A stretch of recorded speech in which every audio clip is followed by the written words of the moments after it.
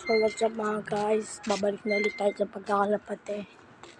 At naglalakad-lakad ako kasi dito bibigyan ako dyan ng kalapatan. Look, bibigyan ako ng kalapate sa Pasko pa naman, medyo malayo-layo pa, kaya naghahanap muna ako. Pwede pang gawa ng lot. Alam nyo saan tayo magpatlo? Sa dati natin pwesto. Sa dati kong pwesto yun, saan ako nagtatayo dati ng lot. Dito.